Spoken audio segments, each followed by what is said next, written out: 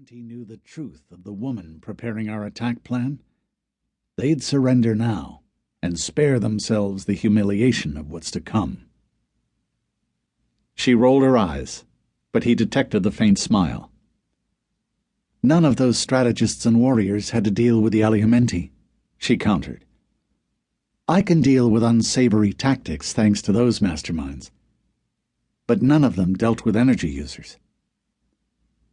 Will glanced at the ground, dipping his altered, wrinkled toes in the ocean water lapping against the shore. Every plan was doomed to failure the instant one engaged the enemy. You could only anticipate certain scenarios and prepare to deal with each. Success came to those who best reacted as the unexpected occurred in discordance with those plans.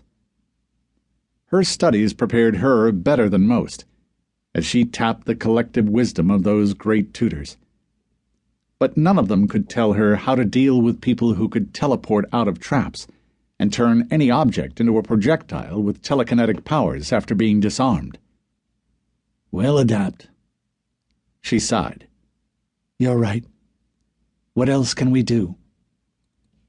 They'd talked about it for decades during his trips to Eden, where she'd lived since he'd transported her and helped her recover from ambrosia withdrawal. The two sides would inevitably clash. The Aliomenti would never cease the hunts until the last member of the Alliance was captured, converted, or dead. The Alliance was tired of running, tired of hiding, and tired of limiting the positive change they exerted on the world. No one wanted to end up energyless in an Aliomenti prison. They'd run and hide no more. But peace would come only with the end of the Aliomenti reign of terror.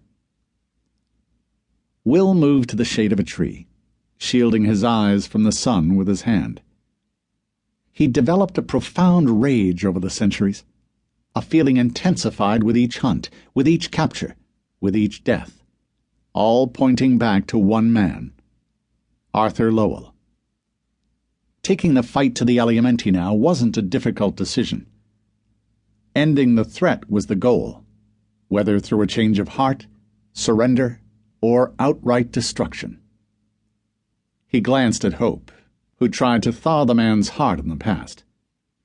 Even her warmth failed to turn him, and her efforts earned her a beating that nearly killed her.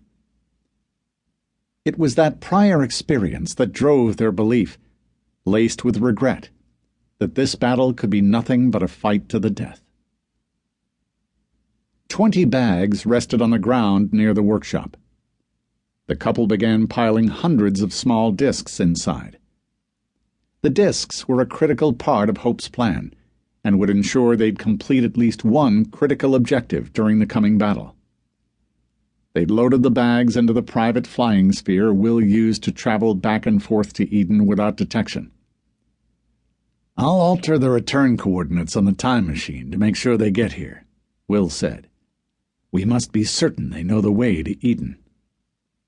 Hope nodded. "Everything will be gone by then.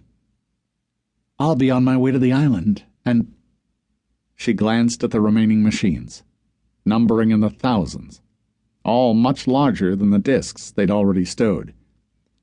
"Those will be moved into position before I go." She turned her eyes to a small building near the workshop, one far more modern than the simple wood shack and workshop they'd used for centuries. "Is the transport portal to the cavern set up?" Will nodded. "The mechanics' quarters there will serve as the doorway. It's secure for now. Nobody visits me." He grinned. "I suspect that will change when I go back the next time." He sighed. I wish the plan allowed for you to return to the cavern with me." "So do I, but the timing won't allow it." Hope located and opened her personal bag among the piles of bags holding the small discs, reviewing the contents. She found the collection of squeezable tubes inside, nodded, and closed the bag. "I think I'm ready." She paused. "Are you?"